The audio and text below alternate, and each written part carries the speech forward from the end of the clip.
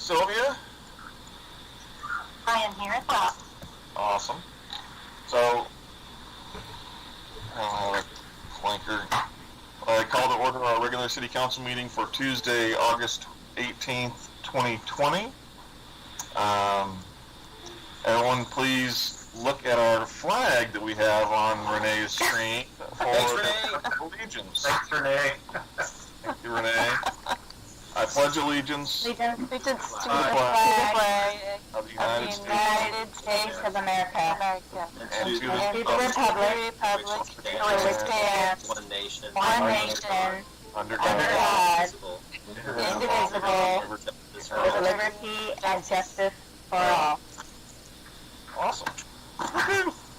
Thanks, Renee. Right. Thank you, Renee. Perfect. No problem. Yep. Sylvia, roll call. Mayor May. Yep. Council President. Here. Council Brown. Here. Councilor Garland. Here. Councilor Young. Here. Councilor Griffin. Here. Councilor Scott. I'm here. Thank you. Thank you, Sylvia.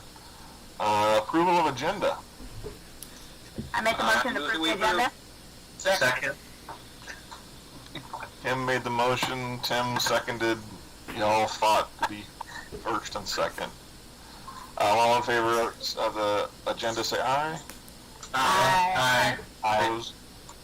Thank you, Council. Then we have our consent agenda this evening. We have 6 items on our consent agenda. Item A is approval of the August 8th, 2020 City Council meeting minutes. Item B is Resolution 2020-051, reappointing Alana Painter to the Sherwood Budget Committee. Item C is Resolution 2020-052, reappointing Nancy Taylor to the Sherwood Budget Committee. Item D is Resolution 2020-053, reappointing Thomas Sherwood to the Sherwood Budget Committee. Item E is Resolution 2020-054, approving intergovernmental agreement between Washington County and the City of Sherwood for Cities and Special District Assistance Program. Item F is Resolution 2020-055, authorizing the city manager to execute a construction contract with the Saunders Company, Inc. to construct the Galbraith Sanitary Sewer Extension. I move consent. Second. Renee moved. Russell seconded. Any discussion? All in favor of approving the consent agenda as presented, say aye. Aye. Opposed? It's unanimous. Thank you, Council. Citizen comments. In our pandemic world, we get citizen comments in advance. Sylvia,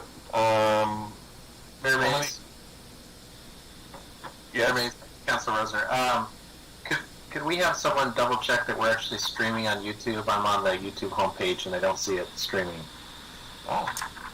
I am as well, but I do see it streaming. Oh, you do see it streaming. Okay, good.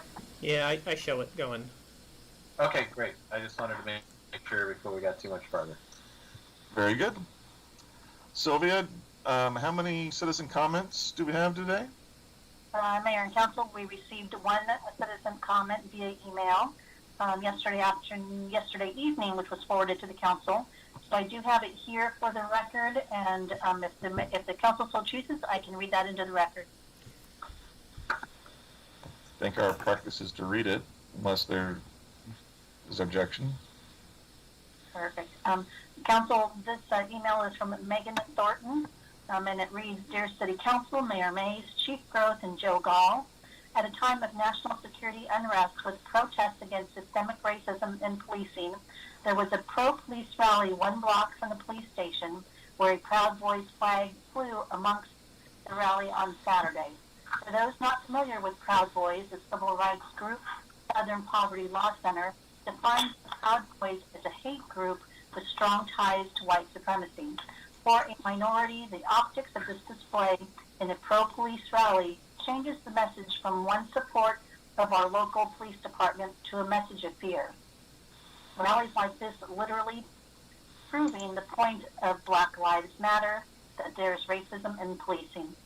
The participation of the Sherwood Police Foundation in promoting the rally only further worsens the optics. I realize the official rally was delayed due to heat. However, using the name Back the Blue made a perhaps unintentional association with the political group Back the Blue and Blue Lives Matter. Here is another subtle but important part of the messaging. Back the Blue and Blue Lives Matter, the blue flag and associated imagery is a counter-protest to the Black Lives Matter movement and draws the attention of Proud Boys. Thus, the blue flag is politically divisive, and the Sherwood Police Foundation is partially responsible for the resulting alternative protest. The Sherwood Police Foundation unintentionally gave the Proud Boys a platform. The combination of this imagery with a Proud Boys flag will cause division between the police and the people of Sherwood. I believe a strong public statement from all Sherwood leadership is necessary, including the Chief of Police, City Manager, Mayor, and City Council. I am asking for a strong condemnation of Proud Boys and all white supremacy groups, as well as public education on this and associated issues. I also request that Sherwood Police do not participate or associate with rallies or wear imagery from counter-protest movements such as Back the Blue or Blue Lives Matter. It is important that our police do not appear to be and are not political. It is important that everyone in Sherwood trust our police, and I know the police work extremely hard to maintain that trust. This type of counter-protest imagery will erode that trust. I know the intention of the Back the Blue rally was to support our police and not be political. Unfortunately, that message was corrupted. I want Sherwood to be a safe place for everyone, and I know Sherwood Police Department works very hard to make our community safe for all of us. So let's continue working together and make it happen. Sincerely, Megan Thornton, resident since 2007. Mayor and Council, that's the only public comment I have received for this evening's meeting. Thank you, Sylvia.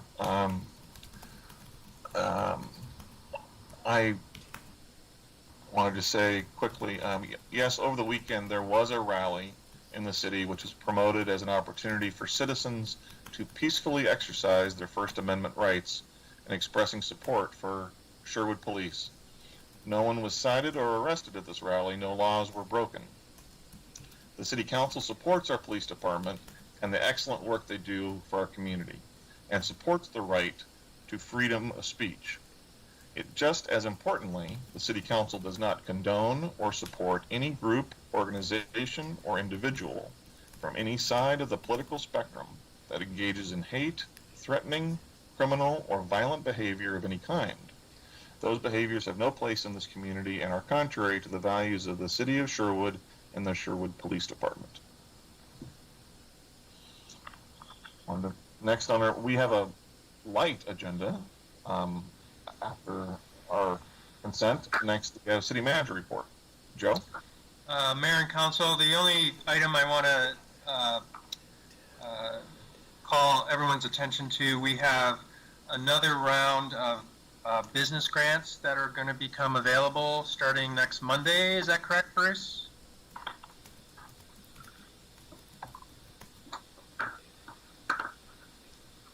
Maybe it's... We can't hear you, Bruce. I called you. We had this all squared away. Okay. And Yeah, There he is. that is correct, yes. okay. So anyway, there's two sources of funding for this. One is a $35,000 source from Business Oregon, which is a state agency. And then we are also receiving, I believe, $280,000 from Washington County, which is Federal CARES Act money.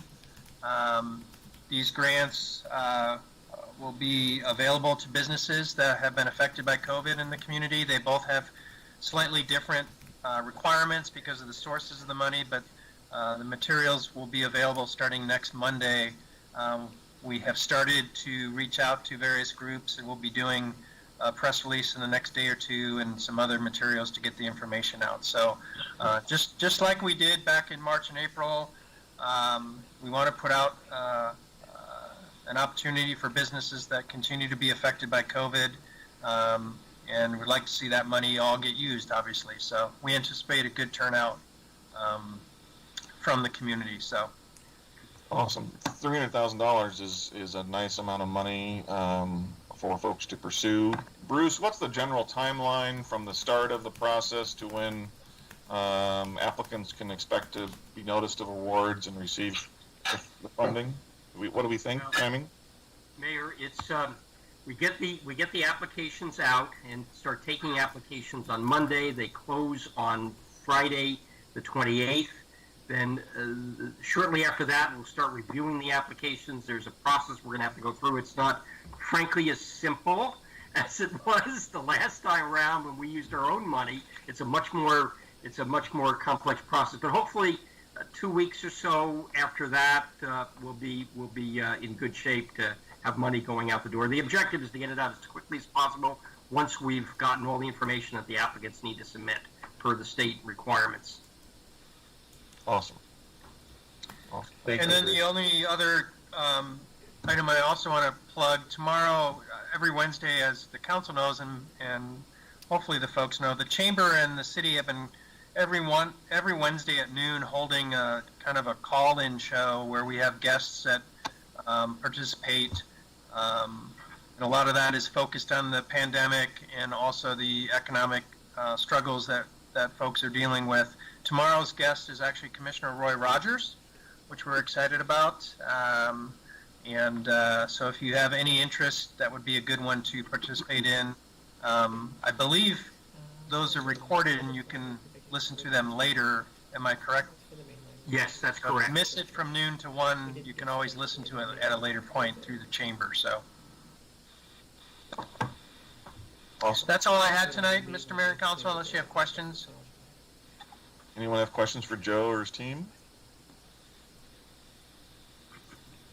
Awesome. All right, we'll move on to council announcements. Who'd like to make announcements? Jump right in. I'll go. Great. Russell? I just want to announce that Kristen Schweitzer and Eric, our Parks Board Commission Board Chairman, they'll be interviewing like 6 candidates for the 1 or 2 spots that are available on the board. So I'm glad that's moving forward. Great. What else do you got to report? That's it. Great. Sean?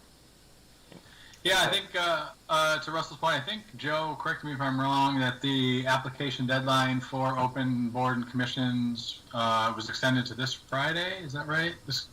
Only for a few boards that we're still seeking applicants. A number of the boards, we actually got plenty of applicants, so we closed them.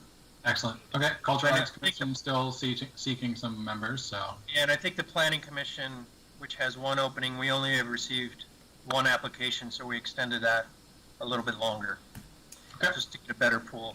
So there's still time for those boards. Okay. We've got pretty good turnout. I don't want to steal thunder from the Police Advisory Board, but I think there was 11 or 12 people that were interviewed this past week and a half for 1 position, and they've selected somebody. So a lot of good candidates. Sorry, Councilor Young, I'm probably stealing your thunder. Are you doing my council update for me? Sorry, I'll shut up. The only other thing I would say is just a heads up to anybody with children in the Sherwood School District. There have been some emails coming out here recently about the online schooling, the cloud schooling, and choices. They've moved the deadline to the 21st of this week as well. So check your inboxes to sign up for that full year. I think it's cloud online or something. I don't remember exactly what it's called, but if you're interested, there's a deadline of this Friday to do that. But that's all I've got. Sounds like fun. Thanks, Sean. Kim, since part of your story was stolen or by Joe, anything you have to add? No, I mean, we interviewed 11 candidates, and that's really difficult because really everybody's qualified, and so it's like picking a needle out of a haystack. It was difficult, but we had a lot of good candidates, and I think we picked a good fit for the Police Advisory Board.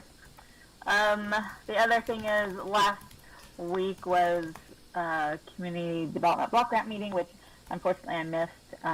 I rarely miss meetings, but my son was getting ready to head off to college, and we were spending some family time, so I missed that meeting. But that's it. It is a quiet summer, thanks to COVID.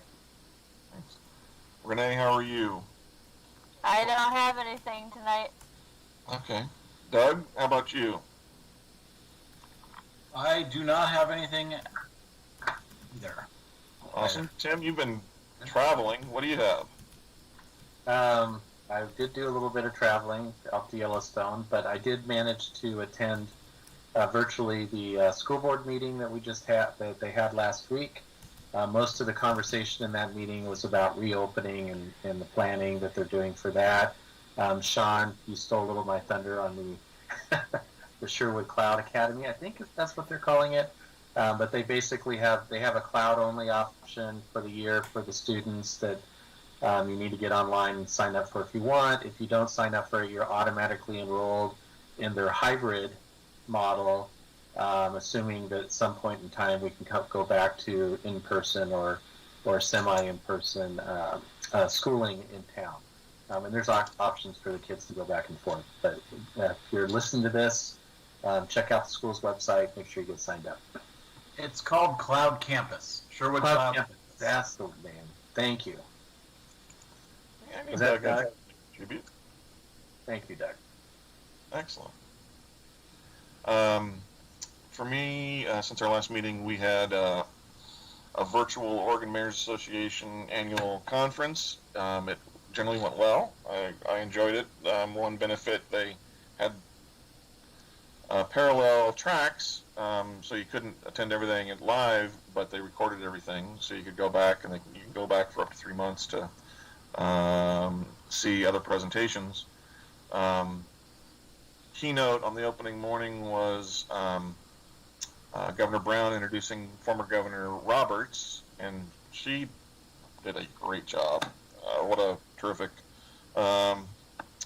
governor, former governor, speaker. And one very interesting session was kind of the history of racism in Oregon, which was fascinating. Very interesting to look into if you have the time. Because, of course, they passed the charter to not be a slave state, but not to allow African Americans to live here. So that was just how we started. And things addressing, not giving rights to Chinese and other things. So anyways, that was very good, and I still have to go back and review a couple of the sessions. I met with Washington County Coordinating Committee yesterday. It was a pretty light agenda. Got an update on the study of tolling I-5 and I-205. And if you want to have a great community conversation, go talk to the cities of Clackamas County and how excited they are at the prospect of potentially tolling and having diversion off of I-205 into their communities. Not happy. I'll just put it subtly.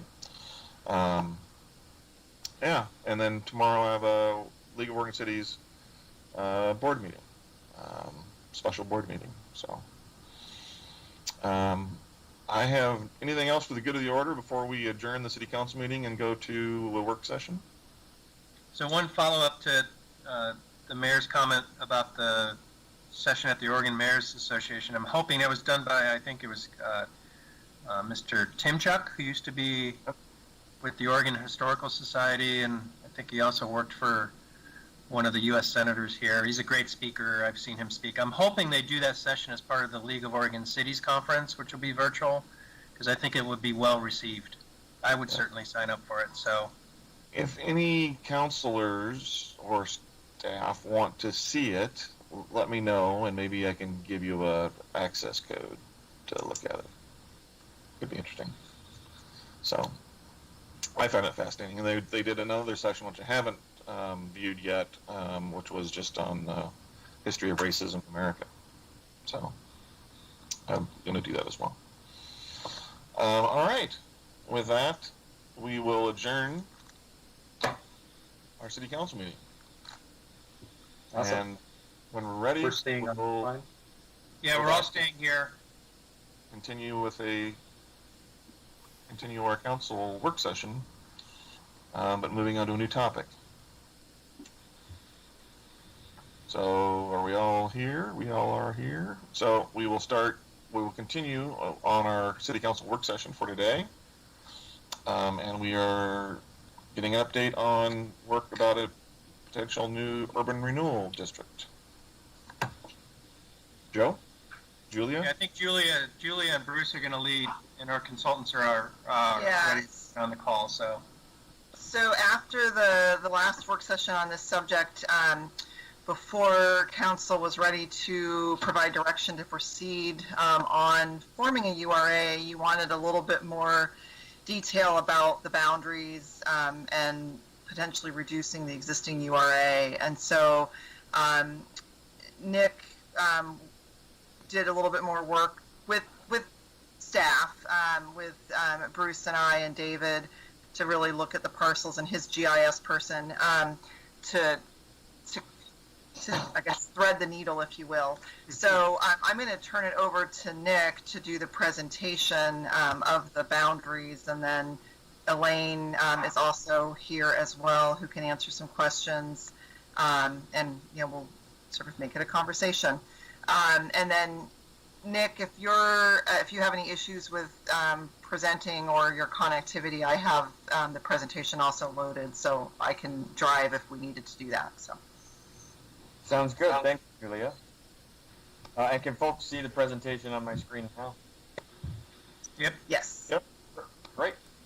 Okay, I think this will be a relatively quick presentation because it really is focused on the maps and all of the content about what we're trying to achieve and what we're looking at for urban renewal in general. Covered that in previous meetings. So the purpose of this really was to refine the boundaries. We had two original proposed new urban renewal boundaries, and there is the existing urban renewal area boundary, and we know that the three of them combined were far too large to comply with statutory limits on assessed value and acreage citywide, and in particular is the acreage limitation we were running into. So we wanted to come up with a sharpened pencil and see where we could revise these boundaries to be consistent and compliant with the statutory limits.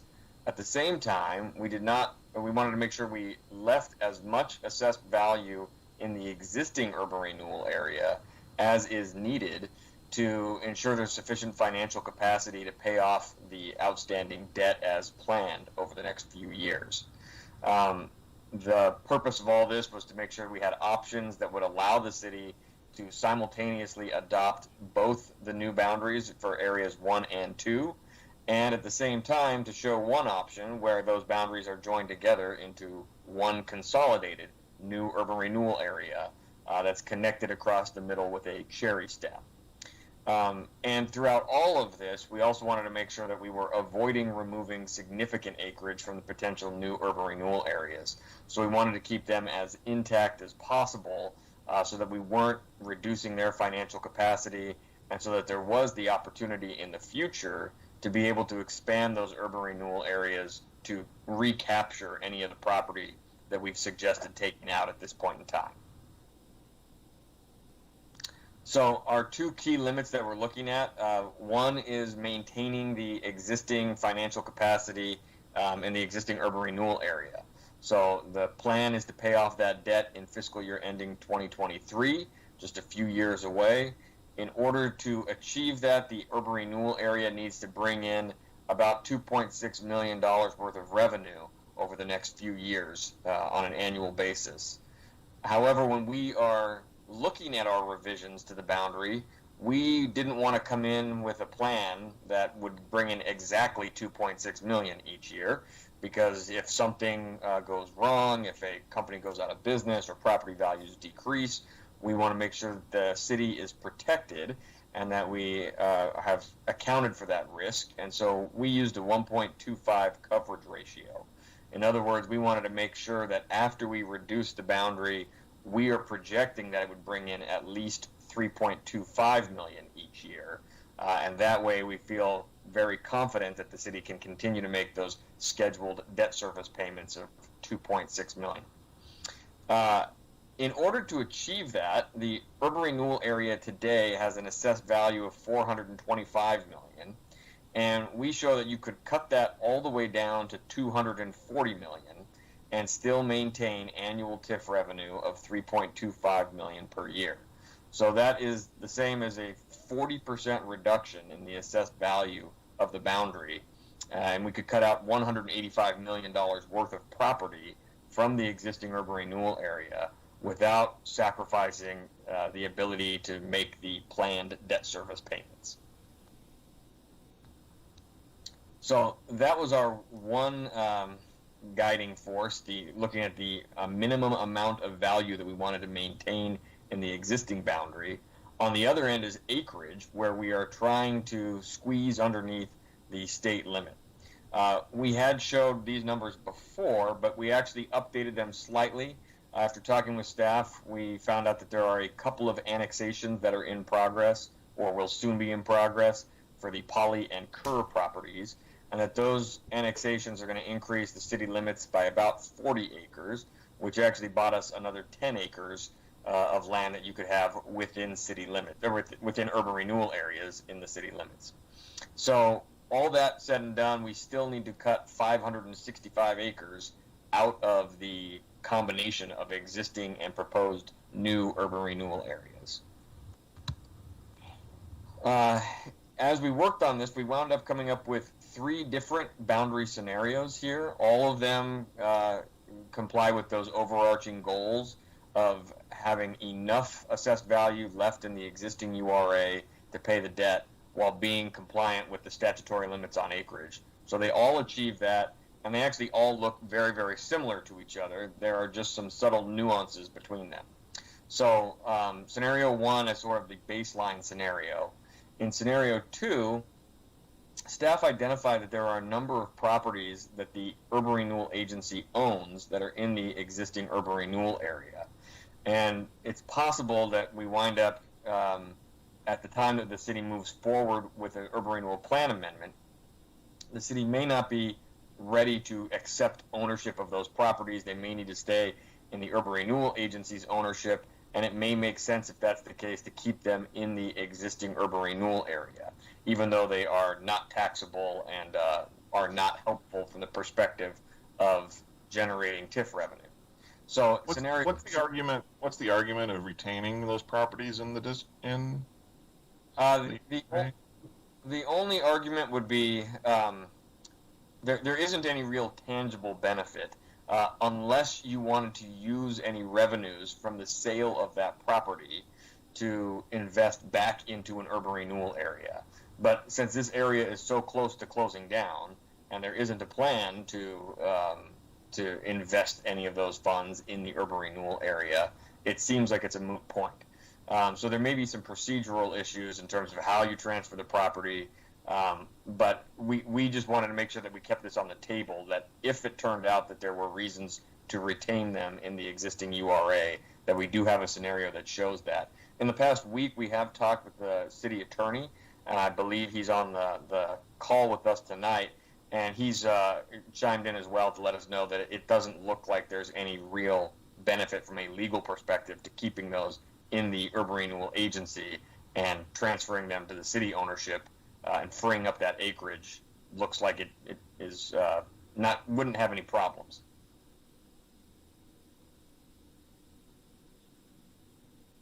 So that is another scenario we will show you will have those properties still in it. And then the third scenario just connects the proposed 2 new boundaries together with a cherry stem and creates one new urban renewal area boundary. So just a quick question, Nick. The properties in question that we were talking about, whether we transform out of the URA or not, how many acres are we talking about there, just roughly? That is a good question. I have that in a spreadsheet, but I don't have it off the top of my head. I will show you in a map here in a second where those properties are. Okay, that's fine. They are relatively small lots when we're talking about the hundreds of acres that we can have within urban renewal area boundaries here. I would guess probably 20 to 30 acres max, but we can get that number. Max. It's a small number. I think the bigger number is probably just the right-of-way necessary to connect it. And you'll see it in the maps, and we can talk more about it if you have more questions. Okay, thank you. So the slide now is showing the boundaries that we last discussed, I think last month with City Council. This is the proposed refined boundary. So we'll zoom in on each of them in a minute, but you can see the dramatic reductions in acreage in the existing urban renewal area, consolidating all of its property to the northern half and removing a lot of rights of way there. You can also see that smaller pieces of property have been removed from both of the proposed new urban renewal areas. For the most part, those properties that were removed were tax exempt or utility owned properties or vacant land that did not have a near-term development potential on them. One other thing I will repeat is that any of these reductions that we're showing in the new urban renewal areas are not necessarily permanent. We need to hit a certain acreage threshold in order for the urban renewal area to be approved and be compliant with statutory limits. But after the existing urban renewal area expires in 2023, there would then be additional capacity to expand the new urban renewal areas to recapture a significant amount of that property. So this is what we were talking about when we're referring to the properties that are owned by the urban renewal agency. I'll toggle back and forth between these slides, but you can see the southern side of the existing urban renewal area, a handful of small properties that would need to be connected with right-of-way if they were to remain in the existing. So we're looking at that collection of properties in question.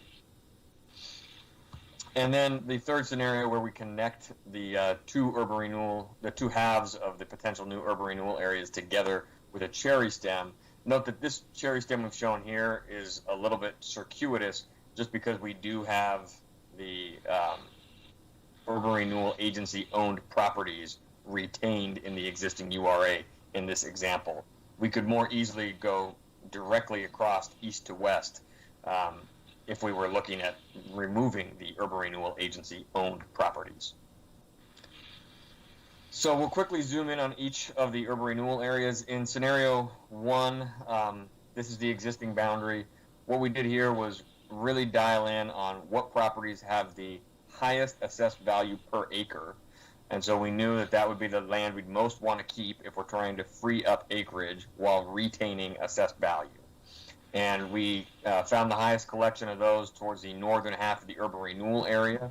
We left those properties in, cut out everything else that we could, cut out all the rights of way that we could until we had the smallest remaining footprint possible that would generate sufficient TIF revenue to cover the debt service.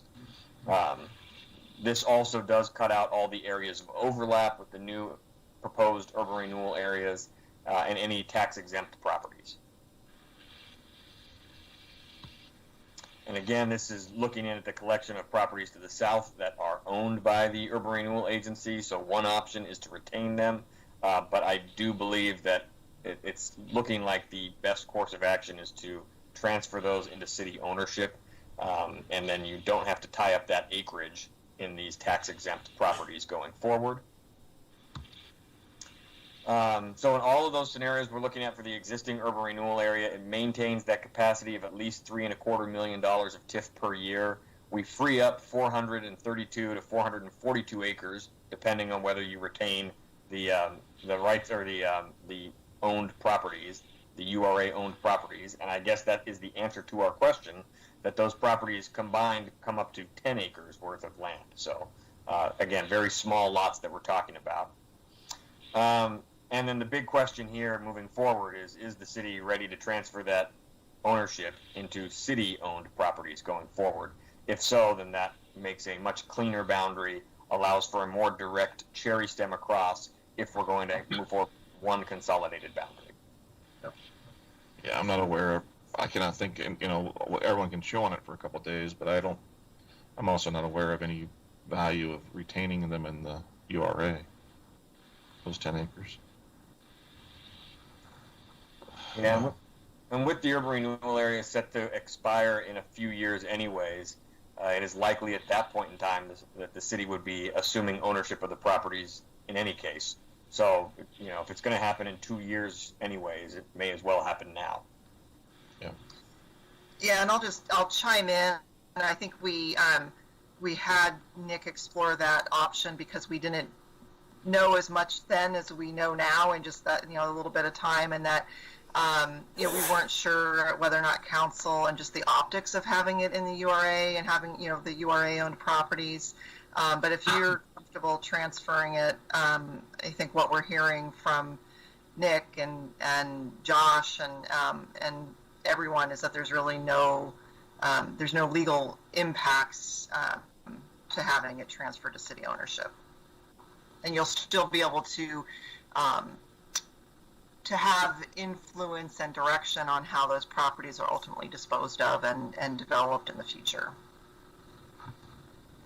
And this is Tim, Joe, and Julia. Could you, in terms of how those pipe stems are routed, how do we connect those areas? Is there value in having Brad Crawford look at that in terms of if there's significant infrastructure that we need for Sherwood broadband, that maybe we're capturing some of those routes at the same time we're connecting those areas? Yep, very good point. The short answer is yes. And then I would say make sure that the cherry stem that goes through Old Town, we just look carefully at the route of that. I think there's value of having it either go down for part of First or Pine. So then, in the event we want to expand the district to include the Robin Hood lot, there's that opportunity without too much difficulty. Just to be clear, you're talking about the cherry stem that Nick hasn't detailed yet, that the connecting the boundaries, correct? Yep. That's the one I was referring to as well in terms of our broadband. I knew what you were referring to, but then I just wanted to make sure everybody else did as well. And then at the end, I'm going to want to know what the acreage is for the proposed new district is today, and then what the number of acres that could be added in the future by council if it was to be expanded. Yep. And to jump ahead to that conclusion, with the orange boundary that you're seeing here, that would be the proposed combined version of what was previously study areas 1 and 2. I know that our last slide will show that they have the capacity to be expanded in the future by a total of 120 acres, plus or minus an acre or two. So 120 acres of expansions in the future. Nice. Okay. So looking at the boundary 1, again, this is showing the properties we pulled out. Most of the property pulled out here was utility-owned property, some tax-exempt properties, and then land associated with, I believe, a proposed wastewater treatment facility in the southeast corner.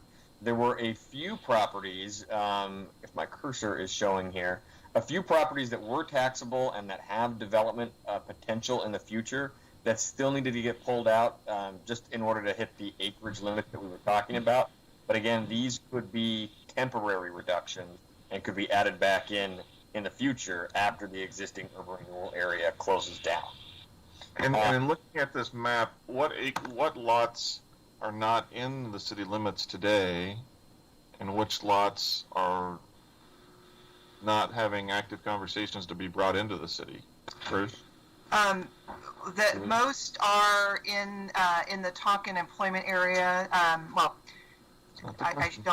don't have access to a cursor, but really the middle area of the Tonkin employment area, where the sort of the stack of 4 rectangular lots.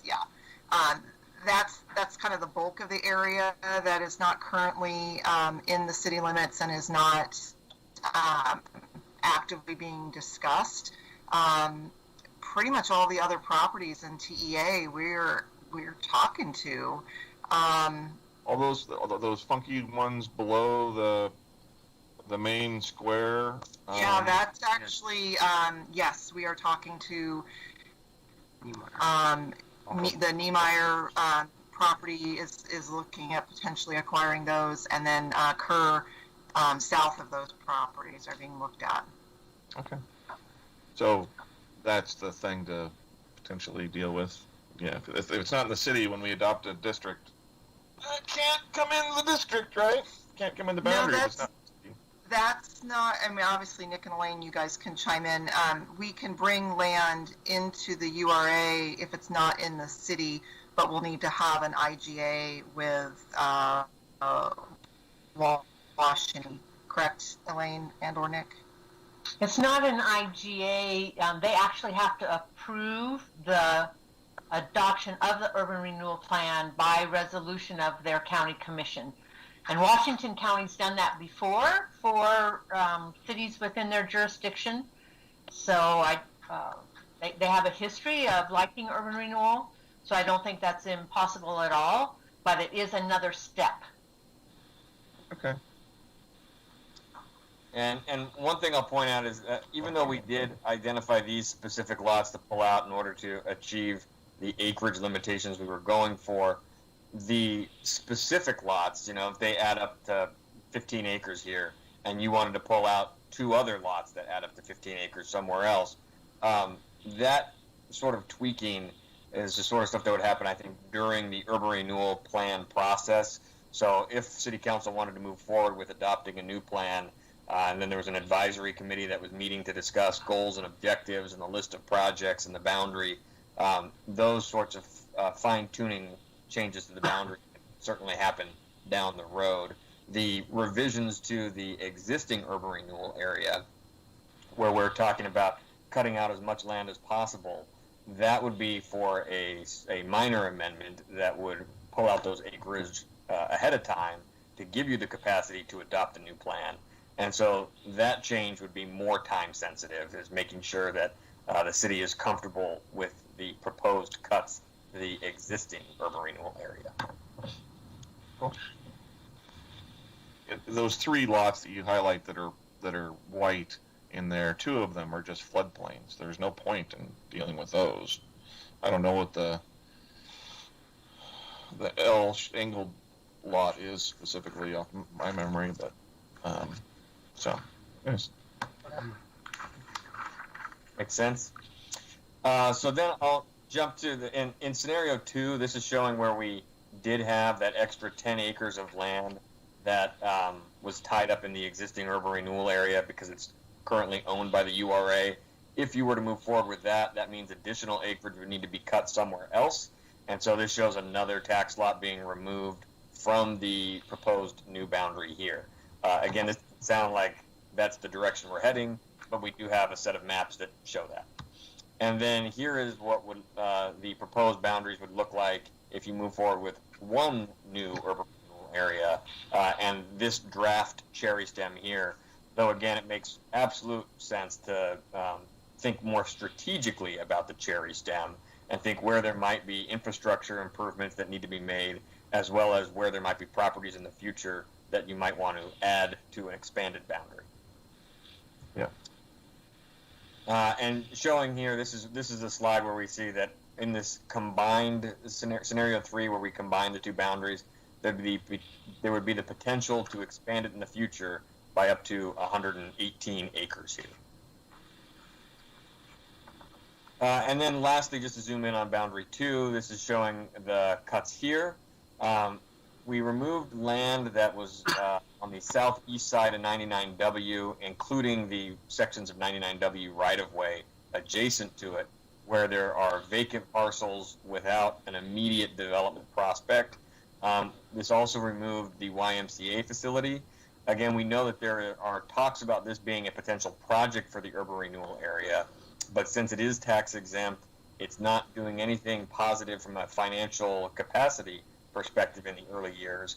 And since the existing URA is set to expire in 2023, the city could then, at that point in time, add the land back in and add the YMCA as a project at that point in time. So this is showing one approach that would remove as much acreage as possible without having any diminishment of the financial capacity in the early years. And does this, just a quick, can you go back to that map real quick? I apologize. And a question for Julia, do we have all the, for the pedestrian bridge that we're looking at down there, is that line, are those lines drawn that we can have that project be part of the URA? Yeah, it's all in the right of way. So yes. Okay, because I was just looking at, it doesn't go all the way over that traffic stuff.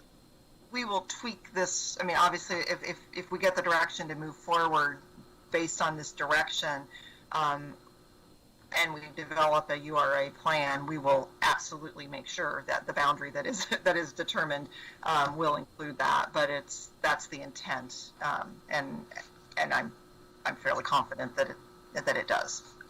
And of course, the same would apply for Cedar Creek for the underpass as well. Yeah, and that's why we removed some of the ODOT right-of-way, but not all of the ODOT right-of-way. We wanted to make sure that we had that included where that undercrossing is going to go. Good. Awesome. And again, there we reduced the number of acres by 26, almost 20% of the area's size. But because that's all undeveloped or tax-exempt land, that was only a 1% reduction in the assessed value. So really preserved the financial capacity while freeing up a lot of acreage. So the big takeaways here is that, yes, substantial reductions to the existing urban renewal area are possible without jeopardizing the scheduled debt service payments. Additional cuts to boundaries 1 and 2 are needed even after making those substantial cuts to the existing URA in order to make sure that you're complying with statutory limits. But those cuts can be achieved with a minimal reduction in frozen base for the new urban renewal areas. And this still does allow for significant potential future expansion. So again, close to 120 acres could be added back in at a later date. And the maps that we came up with do show that there is an easy possibility to do one combined urban renewal area boundary. We've talked at previous meetings about the pros and cons of that. There really isn't a right or wrong answer to doing one area or two separate ones. One boundary means it's more efficient. You only have one plan, one budget, one annual audit, one advisory committee. The only challenge with one boundary versus two is that you do need to balance potentially competing needs and competing stakeholders who might be, having a tug of war over which side of the city the funds should be invested in. So that's really the trade-offs to discuss there. And the sort of key takeaways and questions for City Council at this point in time is, should the city be pursuing one combined boundary or two? Should the city be transferring the ownership of URA-owned property to city ownership? And then are there any other specific tweaks to the boundaries that the city would like to ask us to make at this time? What do you think, Council? For the first question, one combined boundary or two separate? One. It's easier. Flexibility. One. Works for me. I think that's pretty unanimous. Transfer of UA property to city ownership. Should it be transferred now or in 2 years?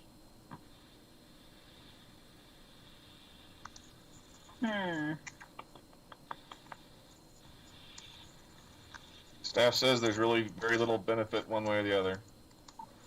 I would just assume Beyond. Then optically, it would be better to wait, correct?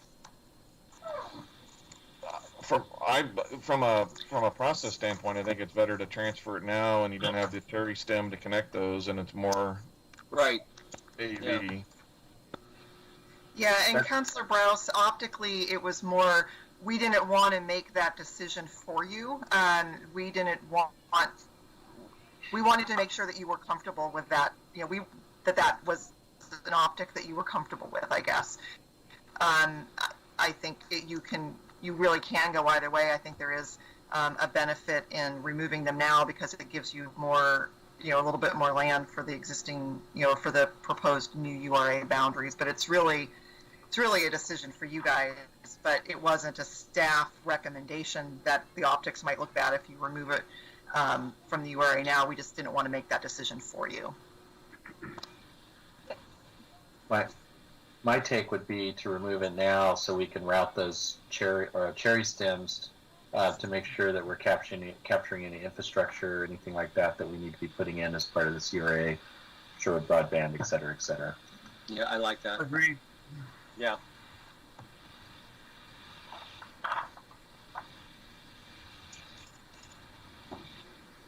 And then for the third question on boundary tweaks, I will go back to the map that shows the boundaries here. I have a general question on that. How difficult is the process down the road to tweak boundaries? If we wanted to add a parcel, remove a parcel, is that something we can do on a frequent basis, or we kind of have to have our stuff together, get it right the first time, and change it occasionally? So for the if you're making actual changes to the boundary, then that's going to require an amendment to the plan. So for the existing URA, where we are proposing, if the City Council wants to move forward, that the next step would be a minor amendment to the plan to remove all that acreage, you'd want to do that in one go. You'd want to make sure you've got that boundary right. It doesn't have to be tonight. You would hire a civil engineer to come up with a legal description for the revised boundary, but you would only want to pay them to do that once. You wouldn't want to make a lot of tweaks to that. For the proposed new boundaries, you'd want to have it right before you adopt it, though it would not be a particularly painful process to amend it in the future.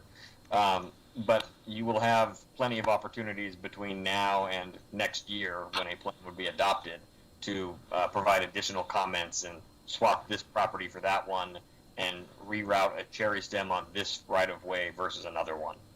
Gotcha. And Councilor Rosner had asked a question via email about, and maybe I'm getting it a little bit out of context, but in relation to once the existing URA is closed and we have the acreage to expand, and that's kind of what, Nick, you were referring to, you can amend and expand it. You don't have to do it just once, and you can do it multiple times until you get to that maximum acreage, correct? Yeah, but and Elaine can chime in. She's the one that deals with the amendment process. But most of the amendments I think you'd be talking about to add acreage to the new boundary would be substantial plan amendments, not minor amendments. So they are a little more process intensive. Elaine, can you jump on here? Yes. So the way the statute is written, you may add up to 1% of your acreage to a minor amendment. And only 1%. We're not 1% in 2020 and one for, you can't do it multiple times. You can do 1% amendment, up to 1%. Anything after that is a substantial amendment. That means going through the whole process that we're going to talk about here in a couple of slides again. So typically cities don't want to do a lot of substantial amendments because they cost money and they take time.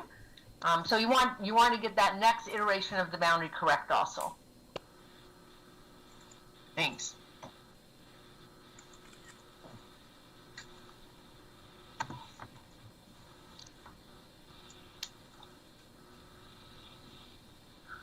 Okay, so next steps, we do a new agreement with you to shrink our existing one down, and then at the same time start the plan to work. Here we go. Yep. Yeah. So the and in fact the contract amendment that was processed for us to do this boundary refinement work also included the time for Elaine and her team to prepare the minor amendment for you.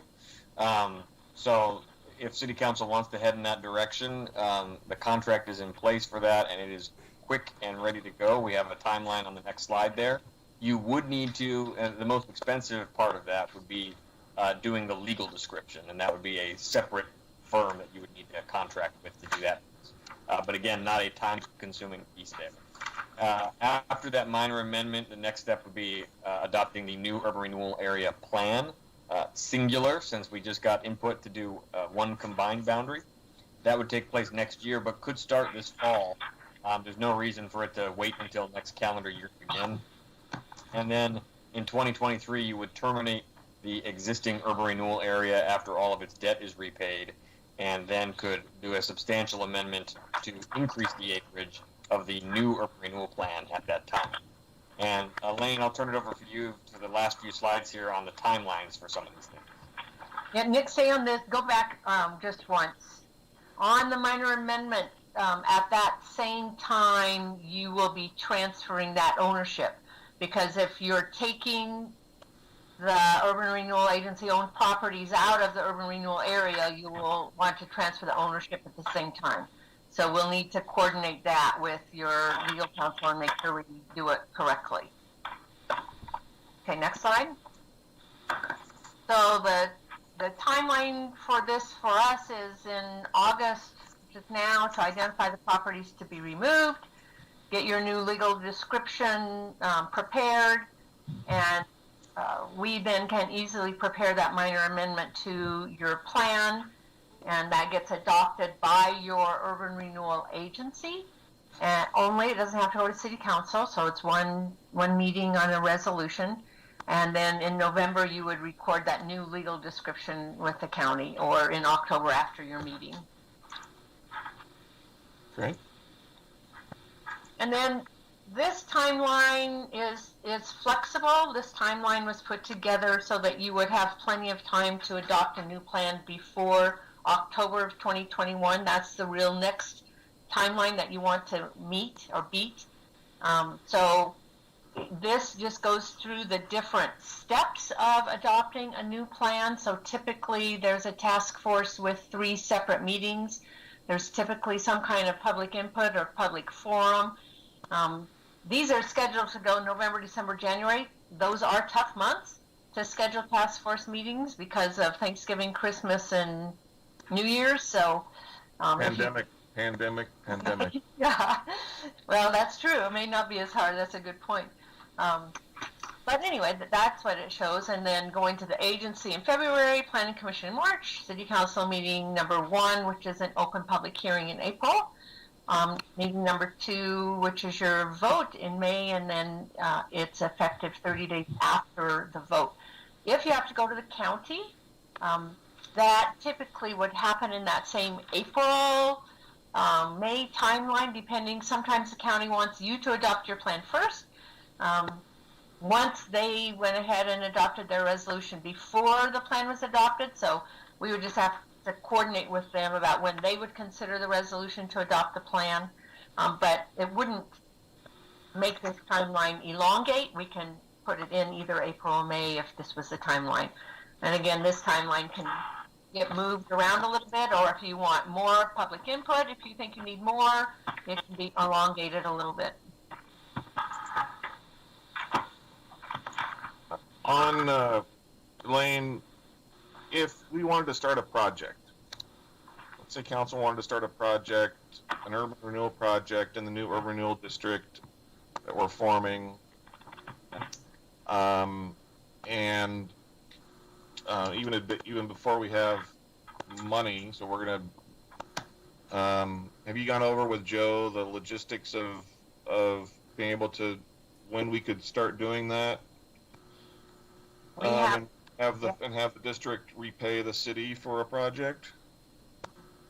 We haven't done that. I did a similar thing with another city just recently, where the city actually, as soon as the urban renewal area was formed, the city gave a loan to the urban renewal area to commence a project that they wanted to do, because they weren't getting tax increment revenues yet. They wouldn't get those for another year.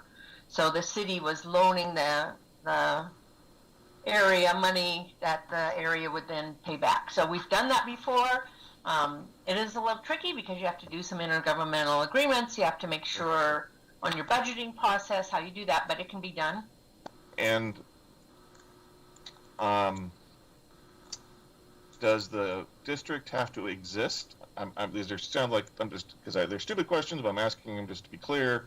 The district has to exist before the city could start that Yes. project. Well, if they were expecting to be paid back by the agency funds, by the new urban renewal area funds, yes. Right. So based on all that, that only, in my opinion, throws energy under this timeline or a quicker timeline, like moving everything up a month. Or, do you have to have task force meetings only one a month? But typically, yes, because the decisions that are being made allows us to do work and then bring that information back to the task force. So the first task force meeting is typically the boundary, deciding on the boundary. And so one of your council members asked, well, how many times can we keep moving that boundary? We really like that boundary to be set after that first task force meeting, because we start preparing documents and Nick starts doing the financial calculations. So every time we change a boundary, we have to restart that by taking property out or moving property in. Right. So I see a vision of the boundary being, kind of solidified unofficially, first week of September, potentially. And a lot of times we go to the task force with a boundary that's recommended to them, and then they review it. And the great thing about a task force is they sometimes have different eyes or different thoughts about something, so they might be able to provide input. And a lot of times, given that we, take a new property in that we hadn't considered, but the task force says, oh, well, this is going to happen on this property, and or there's this need or whatever. So anyway, so we can work on the calendar. I'd love to be able to say that we have this all done in April. And I think, Elaine, that's probably possible here because this again is showing a hypothetical start date in November, but that was just a hypothetical if you wanted to start after the minor amendment to the existing plan was done. But it doesn't. They can happen concurrently. Yes. So, Elaine, you could probably start your timeline in September if contracting was taken care of right away. That's correct. Great. Elaine, who's usually on these task forces? The task force is usually members of the main taxing districts, so TVF&R, the county, the city, planning commission member, and then stakeholders, or like a Chamber of Commerce member, or business owners or developers, so people who have interest in your community and are active in your community. Okay. Questions, comments from council?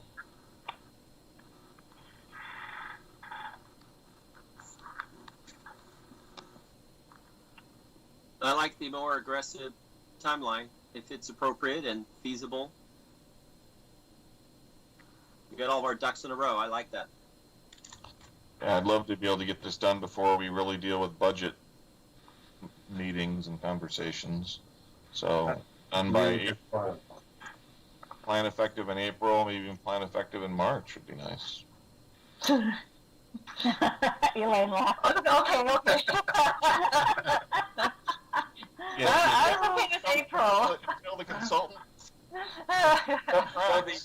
Sometimes the truth comes out. Yeah, we have done this many, many times, so we know the process really well. So there is a difference between the effective date of the plan and when the plan is finalized, when that first city council meeting is. And so I think you could certainly have your budget certainty, right. The final documents and maybe even the city council meeting on that timeline. But the effective date is another matter. And to Mayor Mays' question, if the boundary has been adopted but not effective, can the city loan money for a project? It has to be effective. Okay. The area has to be in effect. Okay. Your legal counsel may look at that differently, but in the past, whenever I've worked with legal counsel, that's been the advice. No, I agree with Elaine on that one for sure. So speaks the legal. So no pressure, Julia and Joe and Josh and Bruce. You could get everything ready to be, ready to go, and that's what the other city that I worked with did. As soon as the plan became effective at the next city council meeting, they entered into the intergovernmental agreement between the agency and the city council to be able to implement a project that they wanted to get going.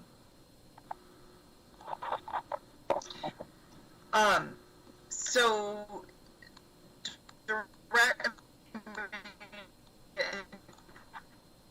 this action, and I think very clear direction on one boundary, take the URA lots out, and proceed with development of a URA plan as quickly as possible with the goal of having it effective by April of 2021.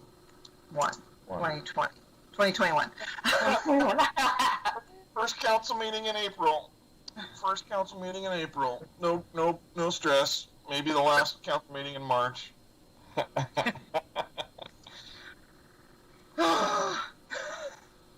all good. Julia, I told you. Energy flowing. Actually, Mr. Mayor, you make a very valid point to having this all wrapped up before we dive into budget. That makes a lot of sense. It's aggressive, but it's doable. Or at minimum, have the bulk of it wrapped up. Yeah. So we're just going through the motions at that point. And I think if it's not, I've never formed a URA before, so I am not really speaking from knowledge, but I would imagine that as long as it's not controversial, as long as people are supportive, my daughter is walking behind me and crawling behind me, as long as people are supportive, then it's not that big of a oh my Right. goodness. If you end up getting political controversy or problems, that would hamper the schedule. But if you think everything's going to go well, we certainly have done it on a schedule like that, and Nick and I work together many times, so we know how to do it. Elaine, The other item, just to note, and I've mentioned this to Mayor Mays, you're doing this work currently in Newburgh, Yeah. our neighboring community, and you're also doing something very similar in Tualatin. So you've got three cities Yeah. kind of all next to each other doing the same thing with the same consulting team, and it's a lot of expertise and knowledge there. And TVF&R is now dealing with this in 3 different jurisdictions. So that actually, I think, is a good thing, rather than us being the only one doing it. So, Elaine, I had a question. I know you're working on the scope of work for the, in case the council wanted to proceed, you were working on a draft scope of work, and I think you had one question about the citizen participation process. Do you think it's been answered? Well, I think so. The biggest issue for us in this COVID-19 time is we usually have a open house public forum. That isn't, our open house people come to. In Newburgh, we replaced that by putting information on their Facebook page and on their website, and we did some videos. It ended up costing us more because we had to produce material to be able to do that, and we'll be producing more. So my anticipation is that ought to be what the budget is. If we're able to have an open meeting, things change, then we will. But I think we should be prepared to be able to have the public input be over the web, and just need agreement, I guess. Yeah, I would just assume that it's going to be a virtual deal. Yeah. So we'll outline what we think would be a good public input over the web, and then put together like a little menu for you to look at, and you can decide what of that you want to do. And I had told Bruce we've been working on putting together the proposal. Once we got more information tonight, we would know, 1 district, 2 district, how many meetings, and all of that. So I think we've been given good direction, and we can get that to you right away. I Awesome. like it. Other thoughts or comments from council?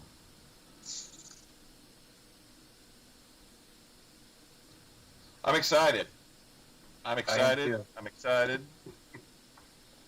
because Good. I could see us working on a design build contract for a pedestrian overcrossing to come before council in June to award. Just saying. I love ambitious goals. I'm right there with you. I would just want to add that I just really appreciate all the hard work of Elaine and Nick and our team and Julia. I remember when we started this, we were worried about, do we even have the capacity to do something like this? And you guys have made it work, and super impressive. So thank you so much for all the hard work. And I'll chime in. Maybe I'm speaking for Bruce as well. Nick and Elaine are absolutely the knowledge experts, and they have been what has allowed us to meet your expectations from a time standpoint, because they've been able to turn things around way faster than we thought was possible, because they do this all the time. So I'm excited about this too, and I think that we and you are in good hands. So I'm really excited. And we need to figure out how to pay for that new office you're sitting in there, Julia. Right. That's We've the already third paid for floor it of through the City community Hall. ship.